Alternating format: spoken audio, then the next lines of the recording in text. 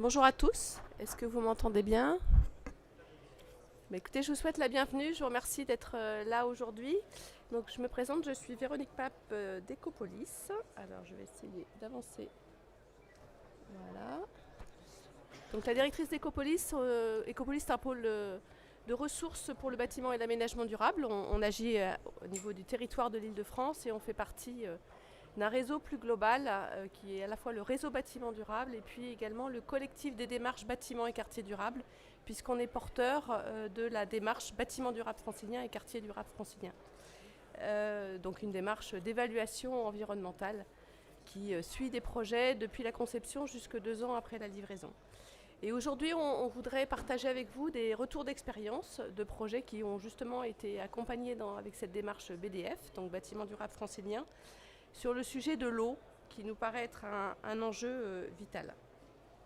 Et donc j'ai avec moi, Charlotte Picard, qui a la particularité d'être à la fois architecte et qui fait partie de l'équipe de la ville de Rosny. Peut-être Charlotte, tu peux dire un tout petit mot sur tes fonctions à la ville de Rosny. Bonjour à tous, merci d'être présents. Effectivement, la ville de Rosny-sous-Bois a une particularité. Elle a en son sein une direction recherche et innovation qui se focalise, on va dire, depuis une dizaine d'années sur l'adaptation de la ville au changement climatique. Et on a eu à répondre à un besoin pressant, celle de l'accueil des enfants en école primaire. Donc on a une équipe actuellement qui fait de la maîtrise d'œuvre pour la ville de Rosny-sous-Bois. Alors merci Charlotte. Pour revenir à notre sujet de l'eau, le constat qu'on peut faire, c'est que d'abord on a une raréfaction de la ressource qui est de plus en plus cruciale, avec à la fois le réchauffement, avec des intensifications des périodes de canicule, des périodes de forte pluviométrie, mais qui ne permettent pas forcément de recharger les nappes phréatiques. Et puis on a une consommation humaine, quand je dis humaine, c'est à la fois nos logements, mais aussi tout notre écosystème, et notamment notre écosystème industriel, qui consomme de plus en plus d'eau, également notre système agricole. Et donc quand on rajoute, quand on prend les choses par les deux bouts, de fait il y a de moins en moins d'eau. Donc on a des réserves qui se sont affaiblies, on le voit sur cette carte, avec toutes les zones en blanc qui sont les zones les plus cruciales. Et puis quand on a de la pluie, on a de plus en plus de risques avec le dérèglement climatique, puisqu'on a des pluies de plus en plus fortes, de plus en plus violentes, des épisodes pluvieux de plus en plus violents. Et comme parallèlement on a artificialisé de plus en plus les sols, on a des risques d'inondation, comme on l'a vu récemment dans les Hauts-de-France, des risques de lavage de terrain, et puis des rechargements de nappes phréatiques qui ne se font pas forcément correctement. Donc tout ça, c'est un ensemble de choses qui font que l'eau est une ressource très précieuse. On commence tout juste à s'en rendre compte, on le sait depuis longtemps dans les pays du Sud, mais c'est en train de nous arriver aussi, et notamment dans le sud de la France, ça commence à devenir quelque chose d'absolument crucial. Dernière chose, pour ramener le sujet à notre sujet du bâtiment et de l'aménagement, qui est notre sujet à tous, en fait on se rend compte qu'on gaspille énormément l'eau qu'on a dans nos bâtiments, puisque seulement 7% de l'eau potable est utilisée pour boire ou pour cuisiner. En fait, on en utilise 1/5 déjà pour nos toilettes, alors qu'on va voir avec Rosny, il y a d'autres solutions qui permettent d'éviter ce gaspillage. Et puis surtout, quand on parle de toilettes, en fait, on ne récupère pas l'urine, qui pourtant pourrait être un magnifique engrais. Et donc on s'embête à retirer l'azote de tout ce qui arrive dans les stations d'épuration, alors que si on n'y envoyait pas l'urine, en fait, on gagnerait à la fois un engrais très simple, et de l'autre côté, on gagnerait énormément sur les coûts d'épuration. Donc on a un hiatus à ce niveau-là qui est assez majeur, qui est peu pris en compte en fait par la filière du bâtiment, mais qui mérite vraiment qu'on s'y attarde. Et c'est pour ça qu'on a demandé à Rosny aujourd'hui de partager, notamment dans les différents retours d'expérience qu'ils vont nous montrer sur le sujet de l'eau, notamment un sujet toilettes sèches. Comme quoi les toilettes sèches, c'est pas juste à la campagne, ça peut aussi se faire en milieu urbain. Voilà. Et dernière chose, l'eau, c'est un pilier de la démarche bâtiment durable francilien ou quartier durable francilien, comme de l'ensemble des démarches bâtiments et quartiers durables qui existent aussi dans les autres régions. Donc en Méditerranée, vous connaissez peut-être BDM, qui était la première démarche à voir le jour dans le sud de la France. Donc on est aujourd'hui 6 assos qui portons ces démarches dans 6 régions différentes. Et donc on a travaillé ensemble sur le thème de l'eau pour sortir des REX, et donc qui sont... donc aujourd'hui, vous voyez un petit extrait en live avec la présence de Charlotte. Charlotte, je te passe la parole. Merci Véronique. Merci à Ecopolis de nous faire participer, de nous aider à diffuser finalement l'expérience qui est en cours à Rosny-sous-Bois depuis une dizaine d'années. Donc, je vais passer. Le retour d'expérience s'intitule École et centre de loisirs Jacques Chirac. En fait, je vais tricher un peu parce que je vais vous parler plus largement de notre gestion de l'eau sur les différents projets qu'on a pu mener. On a commencé donc en 2014 avec la construction d'une première école et on est aujourd'hui à la construction de notre 5e bâtiment et on commence aussi le sujet de la rénovation. Pour vous redonner quand même un tout petit aperçu de notre travail, l'idée c'est de voir quel est l'impact de la construction sur notre environnement, de voir à quel point il est important et destructeur et pollueur, et donc d'aller rechercher toutes les solutions possibles pour essayer, parce que c'est un objectif quasi inatteignable, essayer d'avoir un impact neutre, voire positif sur l'environnement quand on construit. Donc généralement, on s'intéresse principalement aux matériaux qu'on va utiliser, aux modes constructifs, mais de fait, on va parcourir toutes les cibles nécessaires, notamment toutes celles qu'il y a dans la démarche bâtiment durable francilien, et la gestion de l'eau en fait partie. Donc je ne vais pas vous parler seulement du centre de loisirs Jacques Chirac. Pour en venir déjà un petit peu aux solutions assez évidentes, et pour respecter évidemment les préconisations, notamment celles du département de la Seine-Saint-Denis, il faut limiter au maximum les rejets au réseau et essayer de garder sur la parcelle un maximum des eaux pluviales, de les infiltrer quand on peut. C'est pas toujours évident parce qu'on a des terrains très argileux à Rosny-sous-Bois qui s'y prêtent pas très bien. Mais néanmoins, on va travailler à tous les niveaux de la construction. Donc, première chose, quand l'eau de pluie tombe sur nos bâtiments, on essaye d'avoir un maximum de toitures végétalisées avec des épaisseurs de substrat assez conséquentes pour à la fois permettre... Là, c'est un petit peu fouillis, mais il y a sur ces toitures terrasses généralement des petits fruits, des arbres fruitiers, des espaces dédiés aussi aux enseignants et aux animateurs du centre de loisirs pour, s'ils n'ont pas la possibilité de le faire en pleine terre, ont des espaces potagers aussi en toiture. Donc ça, c'est une première réponse, déjà de garder l'eau sur les toitures et de l'utiliser en direct. Ce qui nous intéresse aussi énormément, au-delà des bâtiments qu'on va construire, c'est de fournir finalement des supports de pédagogie aux équipes qui vont venir s'y installer. Donc dans les bâtiments, par exemple les structures bois qu'on met en œuvre vont rester visibles le plus possible. L'isolant qu'on utilise le plus, qui est la paille, lui malheureusement, il est enduit, il est caché, mais on laisse des fenêtres de vérité pour aussi que les équipes dans le bâtiment, les enfants, puissent se poser la question de comment est construit ce bâtiment. Et sur la gestion de l'eau, pareil, si l'eau qui tombe sur les toits passe que dans des centres d'eau pluviale cachés pour rejoindre des réseaux enterrés, finalement, on ne donne pas la possibilité aux enfants de se poser la question, et même aux adultes, qu'est-ce qui se passe avec l'eau de pluie, qu'est-ce qui se passe donc avec cette ressource qui tombe quand même sur nos bâtiments.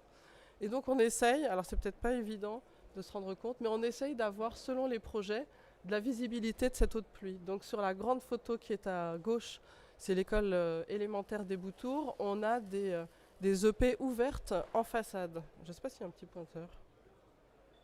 Non. Si. Alors c'est pas évident à voir, je sais, à cette taille-là, mais voilà. Régulièrement, le long de la façade, on a des EP ouvertes qui permettent de voir descendre le long du bâtiment quand il pleut. On va avoir aussi, quand on le peut, des rejets d'eau de la terrasse directement dans des espaces engazonnés, donc la possibilité de voir l'eau qui va sortir aussi au moment de la pluie. Et là, c'est encore moins peut-être visible, je suis désolée, mais c'est un projet qui est en chantier, donc je n'ai pas encore de photos de réalisation. L'idée, c'est pareil, c'est que l'eau qui descend le long de la façade, on la fasse circuler ensuite dans la cour d'école de manière visible. C'est des éléments, alors pour le coup, ce n'est pas forcément des éléments qu'on invente, c'est des éléments qui sont déjà disponibles, mais qu'on va essayer de mettre en scène le plus possible. Alors là, on est sur des systèmes qui, eux, vont être, comme on peut le voir, enterrés et moins visibles, mais c'est toute la question de cette ressource en eau de pluie, que peut-on en faire en milieu scolaire ? Pour l'instant, et à moins qu'il y ait des nouveautés que j'ai ratées, On n'a pas l'autorisation d'utiliser l'eau pluviale à l'intérieur des bâtiments scolaires, écoles maternelles, écoles élémentaires. Donc on n'a pas la possibilité réglementaire de garder cette eau et de l'utiliser par exemple pour les chasses d'eau. On espère que cette réglementation va évoluer elle aussi. Et en attendant, on essaie de trouver d'autres solutions. La réflexion vient aussi du fait que les bâtiments qu'on va concevoir, qui sont des bâtiments passifs, bioclimatiques, très bien isolés, très étanches, résistent, le confort est excellent en période de canicule déjà aujourd'hui, parce qu'on s'est projeté vraiment sur les pires projections, par exemple du GIEC, pour concevoir nos bâtiments. Donc on vise des bâtiments confortables à Rosny-sur-Moix en 2050 ou en 2100.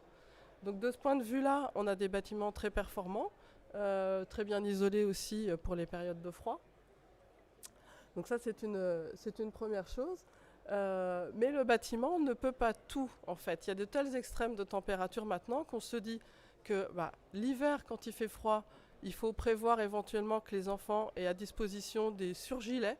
Parce que quand on a une température de consigne à 19 et qu'il y a des enfants qui ne bougent pas beaucoup dans les salles, on a déjà aujourd'hui des retours, on a froid. Donc ça demande de travailler sur son corps finalement plutôt que sur le bâtiment. Et pareil, en période de canicule, le bâtiment aujourd'hui vit très bien, il est bien isolé. On a des parents qui rentrent dans ces bâtiments nouveaux et qui nous disent « Fantastique, vous avez mis la clim ». Non, on n'a pas mis la clim, on a juste travaillé l'enveloppe de notre bâtiment. Mais néanmoins, s'il fait très très chaud, finalement, on serait aussi bien dehors dans les espaces abrités du soleil à pouvoir faire des jeux d'eau. Donc c'est là que vient notre idée de stockage et de potabilisation. C'est aujourd'hui dans cet esprit-là. C'est pas pour boire l'eau, mais pour qu'elle soit au moins sanitairement correcte pour pouvoir faire des jeux d'eau avec les enfants. Donc une partie des eaux pluviales est stockée dans des cuves spécifiquement destinées à ça, avec un système de filtration en amont, avec un système de filtration aussi en aval. C'est ce qu'on voit dans la photo du local eau. Alors il y a beaucoup d'éléments et notamment des filtres. Ça veut dire aussi que ces systèmes-là demandent évidemment un entretien spécifique et que là, il faut arriver à travailler tous ensemble avec mes collègues de la mairie pour qu'une fois que le bâtiment est livré, il soit entretenu correctement pour qu'on puisse utiliser ces systèmes. Je ne vais pas vous mentir qu'aujourd'hui, c'est complexe. Sur les 4 bâtiments qui bénéficient de ce système-là, il y en a 2 où l'entretien n'est pas suffisant et on a coupé la potabilisation. Donc on fait des tests, on fait beaucoup de tests à Rosny-sous-Bois. Ça ne veut pas dire que ça marche tout de suite et peut-être il y a des choses qu'on va abandonner ou qu'on va modifier. Mais en tout cas, ça fait partie des éléments qu'on met en place pour se dire, avec la raréfaction de la ressource d'eau, il faut trouver des idées dès maintenant pour faire face à toutes les éventualités possibles. Donc on aime bien imaginer beaucoup de plans B. S'ils ne servent pas, tant mieux. Mais si on en a besoin, les éléments sont déjà installés dans les bâtiments. Et toujours donc sur cette thématique d'économiser l'eau potable, ce dont Véronique parlait en introduction, effectivement, l'eau potable qui part directement dans notre toilette pour être directement ensuite retraitée en statut d'épuration, ça nous paraît mais complètement inconcevable. On est en 2024 et on n'arrive pas à s'en sortir apparemment. Et donc on a proposé, on s'est dit la plus simple économie, c'est juste de ne pas avoir d'eau dans les toilettes. Ça paraît tellement évident, mais dans un milieu scolaire, c'est pas forcément non plus évident. Donc on a commencé, parce que comme on construit à la fois des écoles dans lesquelles ça va être le personnel de l'éducation nationale qui intervient, et des centres de loisirs, où là ce sont nos collègues employés de la mairie qui y travaillent, on a commencé ce travail plutôt avec nos collègues, parce que c'est plus facile d'interagir avec eux qu'avec l'éducation nationale, l'inspecteur, et puis des professeurs qu'on ne connaît pas forcément. Donc on a installé dans le centre de loisirs Jacques Chirac, qui a été livré en 2020, tout un ensemble de toilettes sèches.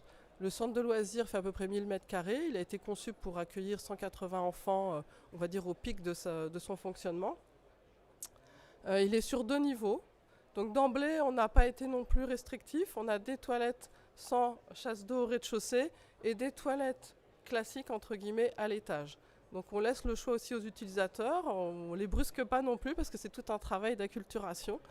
On a choisi un système aussi, parce que d'emblée on s'est dit c'est pas possible, on ne peut pas avoir un seau de sciure à côté des toilettes avec les enfants, ça va être une pagaille sans nom. Ça peut être amusant, mais bon, je pense que pour l'équipe d'entretien, c'est beaucoup moins drôle. Donc on a choisi un système qui existe aussi depuis longtemps, de composteurs en sous-sol. Alors nous qui n'aimons pas tellement faire des sous-sols, excaver, rajouter du béton dans nos constructions, on essaye justement de rester plutôt avec des matières biosourcées, locales. On a fait une exception, on s'est dit si on veut quand même avancer sur ce sujet des toilettes sèches, là cette fois-ci on va avoir un petit sous-sol pour le bâtiment. Donc comme vous le voyez sur la coupe, le système est extrêmement simple puisqu'on a... Alors, où est-ce qu'est mon petit pointeur? Ah oui, on ne voit pas vraiment, mais vous le devinez. Il y a des toilettes qui sont connectées directement avec un composteur qui a l'aplomb des toilettes. Donc on a tout simplement une chute, un PVC d'un certain diamètre qui connecte les toilettes et son composteur. Sur ce projet-là, et ce qu'on voit en fait dans le document juste à côté, c'est qu'on a fourni, donc on a proposé des toilettes sèches à la fois aux enfants de l'école d'âge élémentaire. On a aussi des cuvettes adaptées pour des enfants de la maternelle. Et les adultes n'ont pas le choix. Ils n'ont que des toilettes sèches dans le bâtiment. Ils n'ont pas l'opportunité d'avoir des toilettes classiques à l'étage. Donc on a installé quand même 11 toilettes sèches. Aujourd'hui, on a pris un système qui existait déjà sur le marché avec des composteurs qu'on achète tout fait. Donc pour l'entreprise de plomberie qui vient installer le matériel, c'est vraiment très simple. Il n'y a pas de complications techniques. On va voir sur les autres photos comment ça se passe aussi dans le local. À l'étage, donc l'enfant a une cuvette, a du papier toilette à disposition, mais il n'y a pas de chasse d'eau. Par contre, on a prévu des petites douchettes pour que l'équipe d'entretien puisse nettoyer facilement les cuvettes. On a prévu aussi, on s'est dit si vraiment c'est une catastrophe, ça ne va pas, on a prévu les attentes pour réinstaller des toilettes classiques s'il le fallait. Tout va bien pour l'instant, on conserve nos toilettes sèches. Donc là, vous voyez la photo à gauche des cuvettes pour les enfants en maternelle. Alors aujourd'hui, avec l'obligation d'accueillir les enfants dès 3 ans, on a même aussi parfois des toutes petites sections, donc des enfants qui n'ont pas encore 3 ans.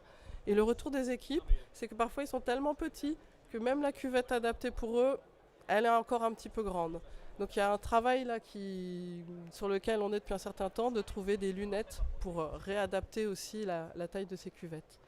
Et la photo de droite, c'est donc, nous sommes dans le local technique avec les composteurs et c'était lors d'une visite de la ville de Paris qui est venue voir comment on avait réalisé cette opération. On a un intervenant technique qui, pour le coup, a travaillé chez nous, mais a travaillé aussi pour la ville de Paris. Donc c'était vachement intéressant cette journée d'échange.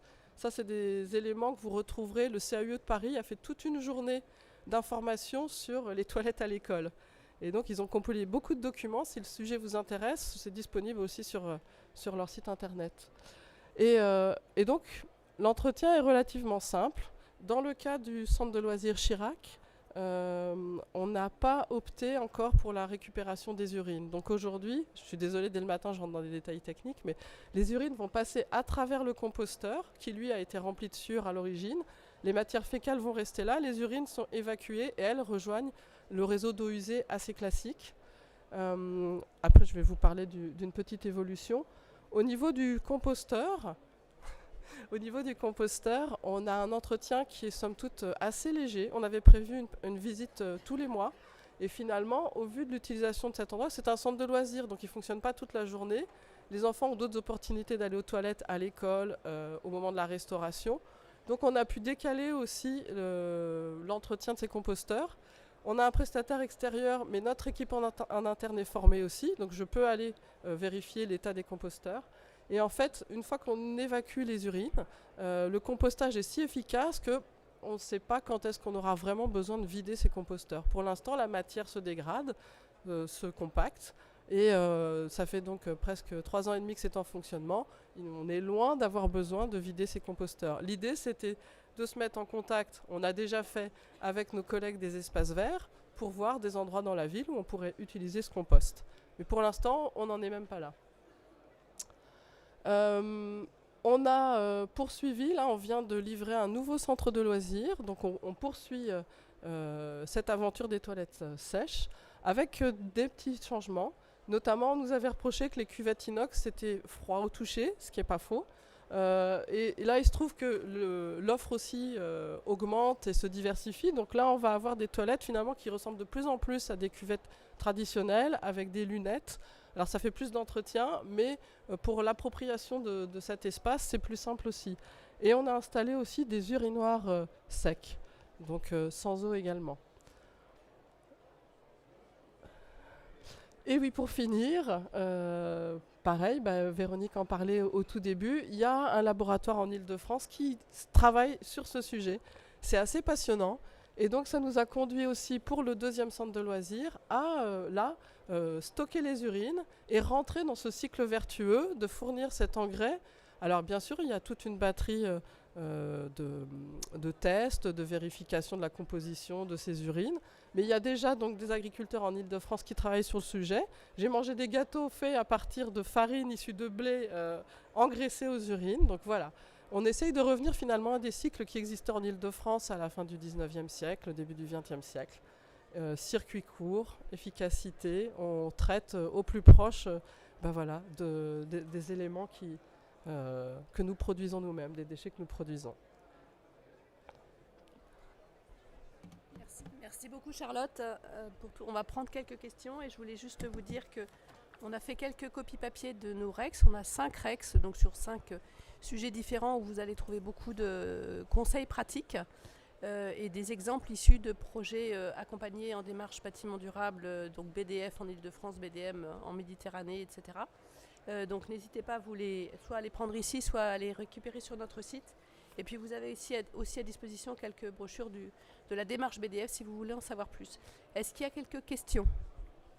Alors, il y a un micro qui vous arrive. Oui, merci beaucoup pour ce retour d'expérience. Pour revenir aux toilettes sèches, alors aussi désolé pour l'heure matinale, mais au niveau des odeurs. Oui, j'ai pas du tout Comment ça se parlé. passe? J'ai pas parlé effectivement d'une particularité. On va revenir sur cette photo, sur cette image-là. Les toilettes sèches nécessitent une ventilation spécifique en effet. Et ce qui se passe, c'est que vous avez le tuyau, enfin la liaison entre les toilettes et le composteur, mais vous voyez à droite, on a un PVC qui remonte. Et là, en fait, on a une VMC et on a une ventilation primaire en toiture.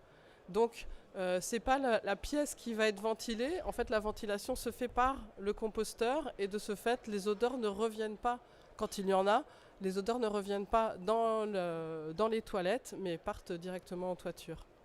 D'accord, donc du coup c'est efficace. Et du coup, c'est efficace. Alors évidemment, là aussi, il faut vérifier son caisson de VMC et vérifier que le moteur ne tombe pas en panne. Sinon, forcément, il y a des odeurs qui peuvent revenir. Quand le système fonctionne bien, quand le compostage a bien lieu, il y a très peu d'odeurs. En fait, une fois qu'on évacue les urines, les matières fécales qui se dessèchent avec les sueurs n'ont quasiment pas d'odeur. Ça paraît assez étonnant, mais quand on va dans les locaux techniques, on s'en rend compte. Excusez-moi, est-ce que vous avez déjà utilisé de l'eau de pluie pour des toilettes d'adultes? Et Non. quel retour vous... Parce que nous, en fait, on a une cuve dans l'hôtel de ville qui devait servir à être utilisée dans les toilettes des adultes. Mhm. Et en fait, on a été obligé de l'arrêter parce qu'on a énormément de retours des utilisateurs, comme quoi il y a des odeurs et on cherche une solution. S'il y en a une, on est preneur. Alors pour le coup, c'est vrai que pour stocker les eaux pluviales, il faut avoir mis en place un certain nombre de filtres en amont. Parce que s'il y a des matières organiques qui arrivent dans cette cuve, ça finit par croupir. Donc forcément, l'eau qu'on va utiliser va sentir. Donc il faut vraiment faire attention à ce que vous avez mis en place en amont de la cuve. Et il y a différents... Alors là, j'ai pas toutes les fiches techniques et tous les détails avec moi. Mais c'est vraiment un point crucial. Les cuves de stockage, techniquement, doivent être aussi nettoyées une fois par an, ce qui n'est pas évident parce qu'il ne faut pas la nettoyer quand elle est pleine. Mais quel est le bon moment pour trouver ce nettoyage? Et nous, dans le cas de la potabilisation, il y a des filtres en plus. Après, pour une simple utilisation, je pense que ça, vous n'en avez pas besoin. Mais il y a toute cette chaîne, effectivement, du matériel qui doit être très bien entretenue.